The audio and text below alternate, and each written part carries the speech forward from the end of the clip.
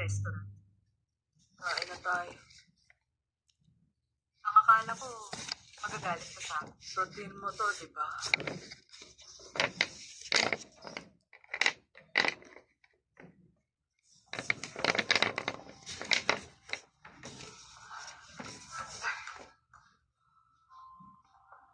Oh, Lola! Kumusta dyan sa Hawaii? Ayos naman si Kayong. Yung coconut shrimp ho, nasubukan niyo na? Wow, mukhang masarap ah. Kalokohan. Nasa mas malayong lugar daw. Nasa Hawaii pa rin yan. Ah.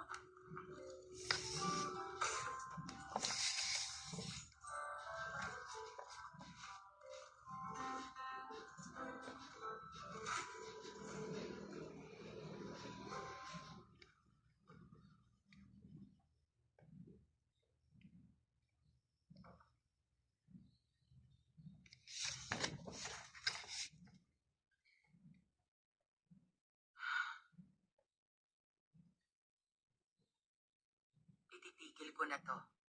Yung ganitong ritual. Ito na ang huling beses. Bakit? Sapat na ang nagawa natin.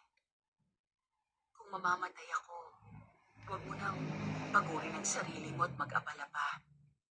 Sunugin mo ako at ikalat ang abo ko. Sige, umalis ka na. 12:00 ang flight mo, di ba? Hindi, 11:45. Pinapunta ko si Mr. Pak dito para samahan ka. Babalik din ako agad. Okay ba yan? Oo na. Ingat ka sa biyahe.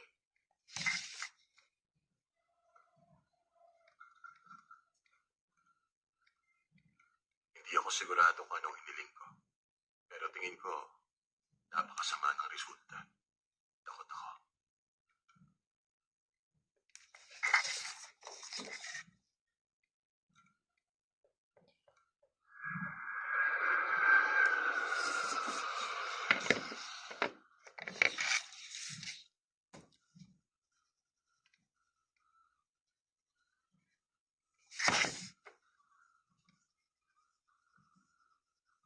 Excuse me, ma'am. 3 oras mo nang ginugusgas ang lamparang yan at ginagawa mo ng libre. Dapat lang nabilhin mo na yan. Ang presyo, 1,000 dirham. Wala akong balak na bilhin. Bigay kita discount. Reporting, patuloy ako nagbabantay. Wala kang dapat ipag-alala. Salamat.